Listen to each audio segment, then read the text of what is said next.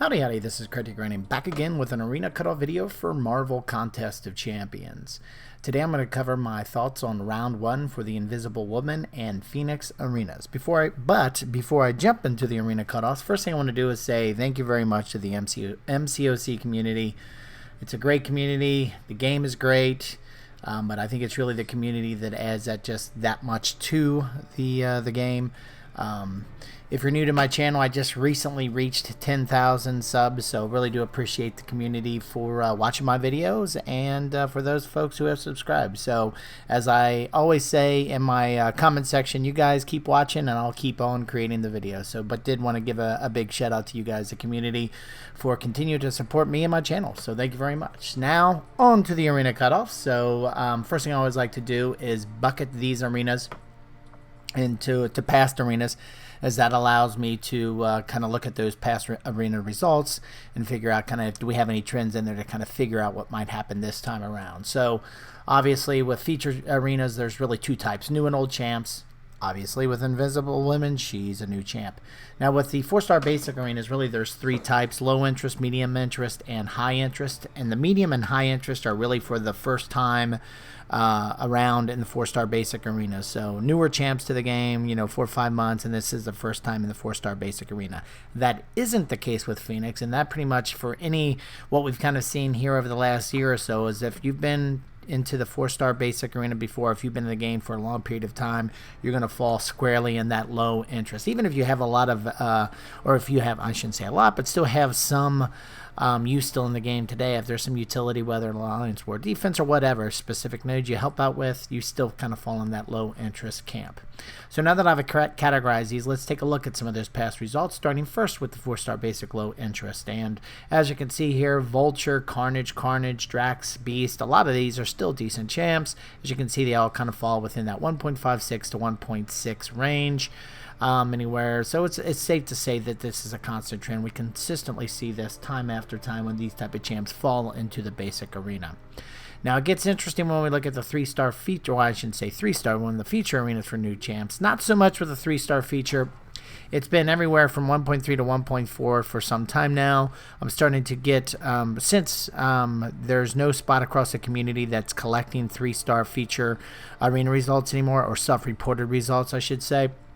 It's hard to get a read on these like some of the other feature arenas, but based off of some anecdotal information that's shared in my community, or sorry, shared in the comment section of my videos from time to time, it seems like these numbers now are getting closer to the 1.3 range versus 1.4, and so that's good to see as those numbers continue to drop. I was getting worried for a while there. It sounded like we're always getting closer to the 1.4 range, but it feels like it's now getting closer to the 1.3, even with some decent champs like Namor recently coming through. Then with the 4-star feature, really there's a couple different buckets. We've seen with Call of City and Namor these numbers to be a little bit higher, but not tremendously higher. This is kind of like the lowest end of range we saw with Annihilus at 8.3 here more recently with new champs, but it's kind of plateaued out between 10 to 12 million, really closer to 11 to 12 for decent champs, but we saw here recently with Ebony Maw go as low as 10.3 here recently. I do think Invisible Woman, especially with her connection to Fantastic Four, is going to be closer to Human Torch and Ronin versus Ebony Maw, or especially Annihilus. Then with the 5-star feature results, there's also this other group. If you're not a top tier champ, the hype level isn't out there because it's a really bursty or a really good looking offensive champ like we've had here recently with Call of City and Namor, those numbers get to 60, 80 million. We don't have that situation here with Invisible Woman. I think there's a decent level of hype, more because of who she is in Marvel, MCU. Well, not so much the MCU yet. I'm sure Kevin Feige's going to fix that for us. But anyway, now that he has the rights to Fantastic Four with the Fox purchase. But anyway, coming back to MCOC, I think what we're going to see is very similar to what we saw with Human Torch. Fantastic Four, that 51 number. I think with Thing we saw with Fantastic Four, he was closer up to the Call Obsidian numbers in the 60 million, but I think that's the case here with Human Torch and Invisible Woman. I think it's going to be closer to that Johnny Human Torch number. So here are my thoughts for round 1 cutoffs for the veterans bracket, and all these numbers that I was talking about are for the veterans bracket, meaning your account's been open for over 61 days. I do think we're looking around 50 million or so. So very similar again to that Human Torch number, I think we're looking at 11 million again. Human Torch Ronin number kind of thing. For the 4-star feature arena, I think we're looking at 1.6, maybe 1.65 for the cutoff. For Phoenix, again, looking at all the recent trends, that's a pretty solid trend now we've seen for some time for that type of 4-star basic champ. And then I'm going to say we're closer to 1.3 based off of just some recent anecdotal information that I shared previously.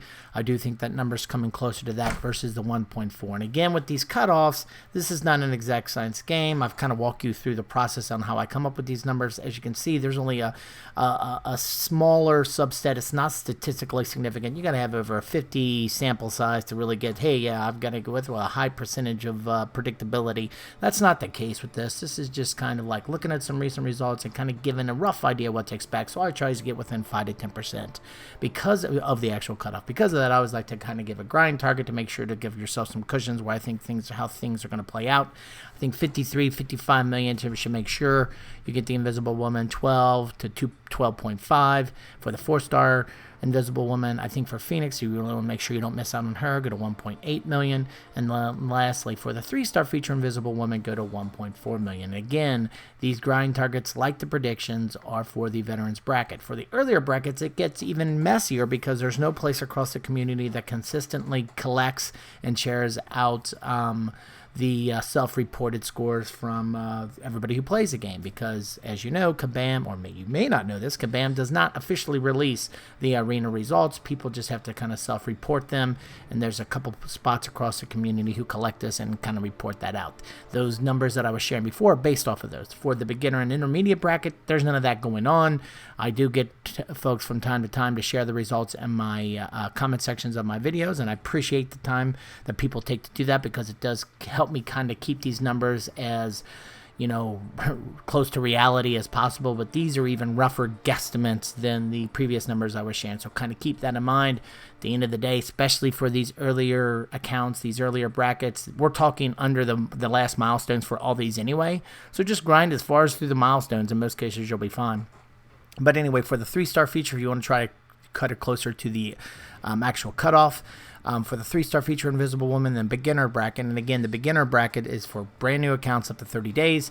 You're looking at 245,000 for the 3-star feature. You're looking at 750,000 for the 4-star basic arena. You're looking at 1.1 million, roughly 1.2 for the 4-star feature Invisible Woman. Now jumping down to the intermediate bracket, and here we're talking about accounts that have been open for 31 to 60 days.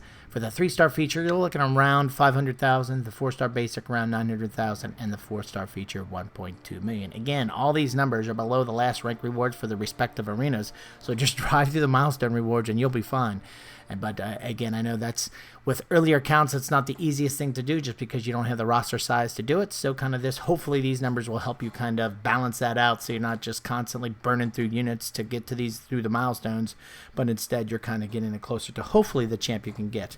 So, but as I always say, similar to what you'll hear from a Wall Street analyst, past results don't guarantee future results. So kind of keep that in mind when I'm basing these guesstimates, predictions, if you will, off of past results. So anyway, these are my thoughts for the round 1 of the Invisible Woman and Phoenix Arena.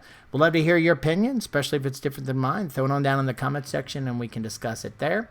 If you have any questions, throw it down there in the comment section as well, and I'll try to get to them if possible. And other than that, if you liked this video and you found it helpful, found it interesting, we'd really appreciate it if you click that thumbs up button. And if you like this and other videos I have on my channel and you haven't yet subscribed, join the 10 other thousand people that have, and subscribe to the channel. Thanks a lot for stopping by, and have a great day.